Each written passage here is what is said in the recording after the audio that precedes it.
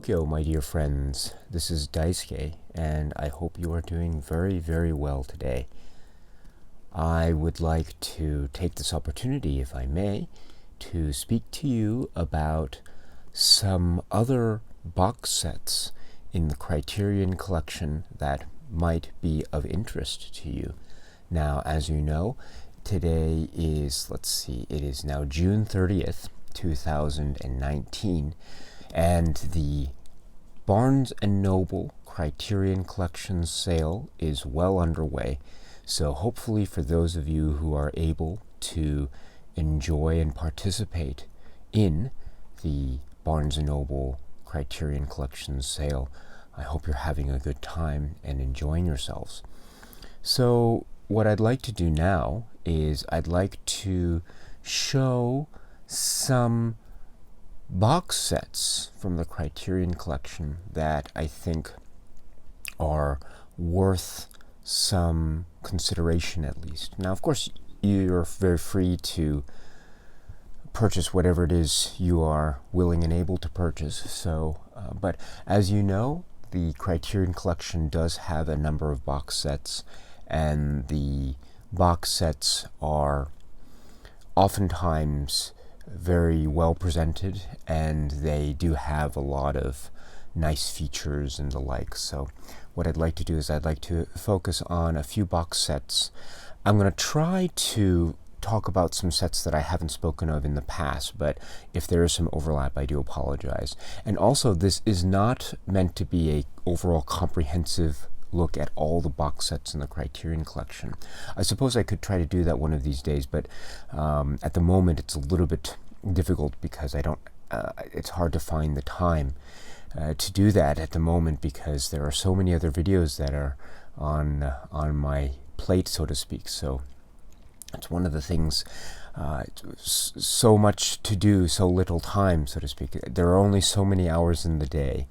Again, maybe one day I'll try to do a more comprehensive video on all the box sets. But in the meantime, here are just a sample. Here's a sample of some of the box sets in the Criterion collection that I think might be worth some consideration, with the idea that maybe in the future I'll try to do more videos on other box sets. So I ask for your patience and understanding on that matter. But in any event, my friends, my dear friends, let me show you just a few of the box sets in the Criterion collection.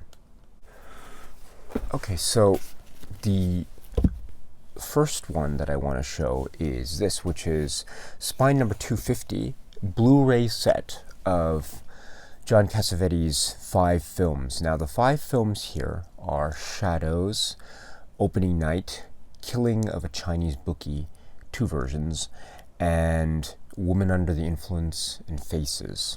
And there is a 5th film, which is called A Constant Forge, The Life and Art of John Cassavetes, which is a documentary on John Cassavetes, and that is together with this Blu-ray disc of Shadows.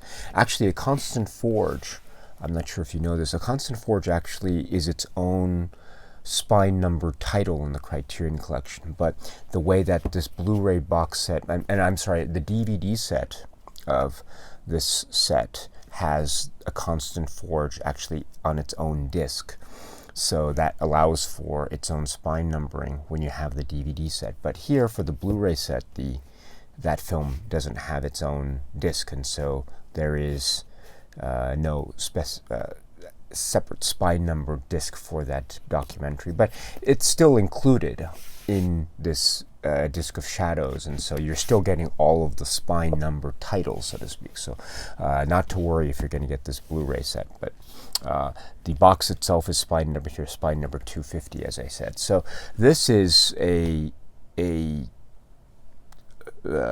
almost like a must-have set, as it were, if you're interested in American independent cinema, or independent cinema writ large, because one of the premier voices in that arena of cinema is John Cassavetes, and the films that you're getting here in this set are not all of the films that he has ever directed.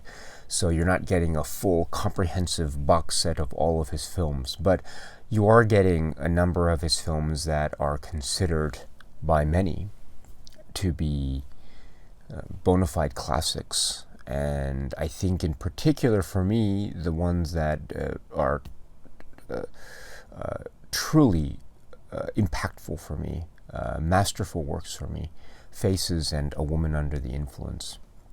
Those two, I think, are magnificent. And so, anyway, John Cassavetes' 5 films set. Here is the Blu-ray set. I have the DVD set up there, but anyway, this is the Blu-ray set, so anyway, for your consideration. This is the spine number 411, Berlin Alexanderplatz, from the filmmaker Fassbinder.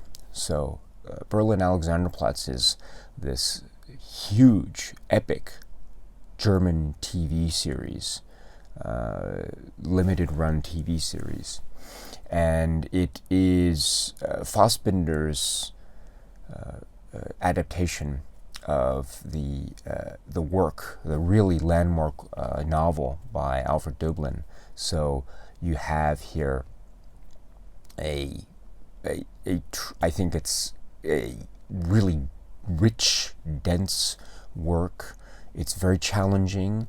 It's quite deep, and it goes in a lot of dark, interesting places, but it is huge and it is very rewarding. So, Berlin Alexanderplatz. One of these days, I would love to go over this set and these episodes. Actually, maybe do a video. It's always been a dream of mine to go over this series and do a video reaction for each episode here. So Berlin Alexanderplatz. I don't know if anyone would be interested in that, but this is a work that I'm not sure if you're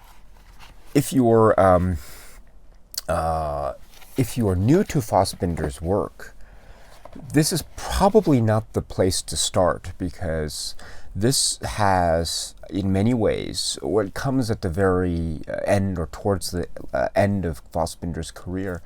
And I think in many ways, people in critical circles, my understanding is that people in critical circles tend to look at this work as almost like a summation of Fassbinder's concerns as a filmmaker and his themes as a filmmaker. And I see a lot of that there, because in many respects this is talking about the history and identity of Germany, at least as far as I understand it to be, based on the materials that are available here in the supplements. So I'm not an expert in German history per se, but this is a story about Weimar Germany, but it is really, I think, a story about Germany as a whole and the kind of search for identity. But it's, of course, about so much more. And this work, therefore, is, I think, one that is so complex and therefore has the potential of being a very rewarding viewing experience. It is quite long. It is, I think, totaling 902 minutes. So it's probably not something that one can sit down and watch in one sitting, but it's not designed to, because it is, as I say, it is a television series. You have except for a couple there, you have more or less 1 hour episodes. So these aren't overwhelming watches necessarily if you sit down and watch them, but it is a long series. So it might look to be a bit intimidating, but believe me, my friends, this is very much worth it. So anyway, Berlin Alexanderplatz. Next, spine number 587. The box is spine number 587. And so we have Kieślowski's Three Colors Trilogy, the Trois Couleurs. And these films are blue, white, and red. Bleu, blanc, and rouge. So here is blue, and white, and red, and with the booklet. So I haven't spoken about these films, the Three Colors trilogy, but these films are ones that I I was blown away with when I first saw them way back when they were released, and this was in the this was in the 90s, right? And so these films became, in many ways, my introduction to Kieślowski when I was much younger, and so they do have a special place in my heart. Now, it's always interesting to try to figure out which one do I like more.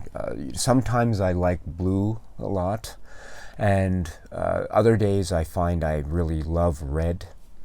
And I believe that generally speaking, white is the one that gets, it feels like the one that is maybe people consider, at least critical circles might consider to be quote unquote the weaker film. But I would say that it forms a nice counterbalance to the other two in terms of its mood and its tone. It seems a little bit quote unquote lighter, but it's actually very dark in many places, and also in many respects it also serves as a kind of return to Poland. So that is, I think, very significant in the context of Kieślowski's career, especially how these films fall, or where they fall in his filmography. Of course, they fall at the very end, because Red was his final film before he unfortunately passed away. So, speaking of white, also, the more I think about it, the more I find white to be very engaging. And so this whole box set is rich with a lot of wonder and marvel. So blue, white, and red, the three colors, Trois Couleurs trilogy. And so please, for your consideration. Next is another set that I haven't spoken about yet, but this is spine number 813. This is Wim Wenders, the Road Trilogy. So this has the films Alice in the Cities, Wrong Move, and Kings of the Road. So Alice in the Cities, Wrong Move, and Kings of the Road. So these are from the 70s and from Wim Wenders. So these films, I think, form a kind of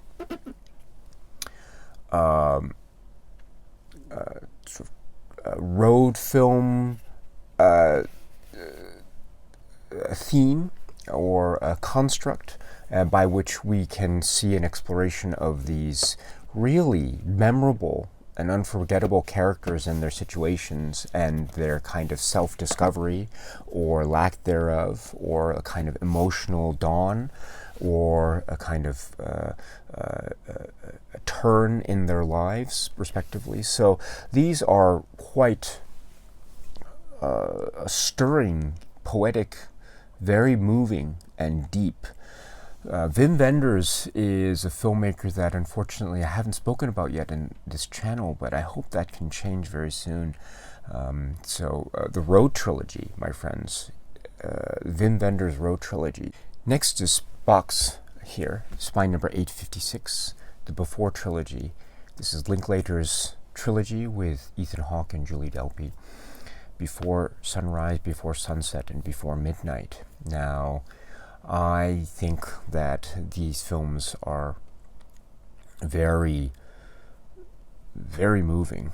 I'm now 40 years old, and I think I have been growing up, so to speak, as these films have come out, and so I have a particular closeness and connection with these films in the sense that I feel like I've been growing up at the same pace as these characters, which I think is very much true.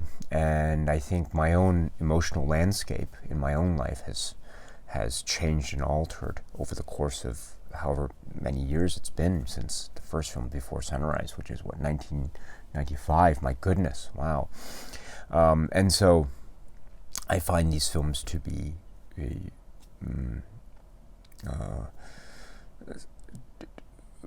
very stirring, sometimes a little bit difficult, actually, and I mean that in a positive way. Sometimes difficult, a little bit painful, perhaps, but always enthralling, exhilarating, and I'm left always wondering and considering the future and pondering the past and trying to experience the present, of course. But these feelings all swirl up inside me whenever I explore a film in the Before Trilogy. And so for your consideration, my friends, the Before Trilogy box set. Again, one of these days I'd love to talk about this. Spine number 930, Dietrich and von Sternberg in Hollywood. This set is epic, truly epic. So we've got Morocco, Dishonored, Shanghai Express, Blonde Venus, Scarlet Empress, and The Devil is a Woman. And so you're getting a huge stack of films here, and you're getting films here that crackle and sparkle and sort of are like shiny, hot diamonds. They are just electrifying, and this combination here is like a magnetic one, and so all the films here are just classics. You will never tire of this set, I guarantee it. And one of these days, again, I keep saying this, but I hope one day to be able to talk about these films in detail and individually. Again, there just isn't enough time in the day to do everything that I want to do. But anyway, for your consideration, my friends, Dietrich and von Sternberg in a Hollywood box set. This is a Blu-ray set, so very lovely presentation from Criterion, again, for your consideration. Next is Spine number 508. This is a DVD set called Letters from Fontainhas, 3 films by Pedro Costa. The films are Ossos, In Vanda's Room, and Colossal Youth. And there's also a third disc, which is not spine numbered, which is a supplements disc. So, as I said, this is a DVD set, so please be wary of that. I'm not sure what the status is. I'm not sure if it will ever be upgraded to Blu-ray or not. But regardless of that, my friends, let's consider this set right now. I've never spoken about Pedro Costa. The way in which humanity is depicted and vis-a-vis the environment is quite stunning. Very stunning, in fact. It can be overwhelming in terms of its visual punch and power. And so I strongly urge, and sometimes they are quite difficult to grapple with, I admit, very difficult in terms of its content. So this is a kind of, these are kinds of films with, how should I put it, a kind of almost a cinematic tour de force in many senses of that phrase. And so they're very challenging and not necessarily for everyone, but rich and rewarding all the same. And so for your consideration, my friends, Letters from Fontainhas, 3 films by Pedro Costa. And again, this is a set I haven't spoken of in detail, but one of these days I'd like to try to tackle it and yes, and talk about the films individually, because this is a very interesting filmmaker. So Pedro Costa, for your consideration. Next is Spine number 282. This is a DVD box set here. This is Andrzej Wajda's films from the 1950s, A Generation, Canal, and Ashes and Diamonds, and they form the set which has been named by the Criterion Collection 3 war films, and they deal with certain aspects of Polish history and the Polish experience in the context of war. These films are incredibly powerful, my friends. I haven't spoken about them in detail. I might have spoken about Canal, but maybe not the other two, A Generation and Ashes and Diamonds. They are all, in their own special, unique ways, utterly captivating, very intense, incredibly intense. So I don't recommend them for everyone, but they are, one is left feeling exhausted at the end of watching them, and one is left experiencing the images and sounds and hopefulness and horrors and everything in between. Those moments, those human moments, those oh so human moments linger in the mind long after the films have ended. Truly magnificent. So this set is one, again, the filmmaker Wajda was a very powerful voice, such a rich filmography, and I think these films come early in his career, obviously, but you're getting three just spectacular works. And so for your consideration, my friends. Now, this is a DVD set, as you can see, and it's an older set, so you might feel like it might not be worth getting a DVD set because maybe there's a possibility that the DVD set might be, I don't know, it might get upgraded later down the line, who knows. So again, that's up for you, that's up to you to decide. And again, I appreciate and understand that approach to collecting if that's the approach that you espouse. So no worries about that, my friends. But for your consideration, of course, these films are all magnificent, and they are incredibly powerful. So I guess I would just urge to consider getting the set if you are so inclined, and even if you don't, still try to watch the films in other ways if you can. So A Generation, Canal, and Ashes and Diamonds for your consideration, my friends. Okay, my friends, let me end it there. And of course, there are more box sets in the Criterion collection that I could have spoken about, and so perhaps I will try to focus on that in another video. So, my friends, please enjoy this time. Please enjoy the Criterion Barnes & Noble sale for those of you who are able to do so.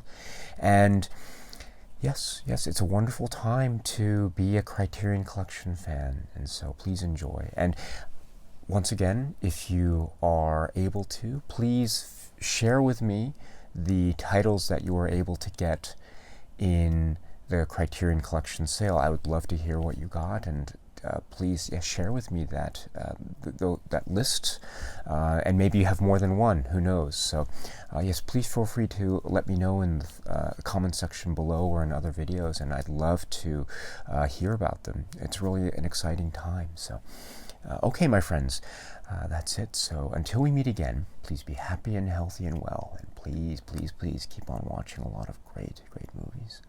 Until we meet again.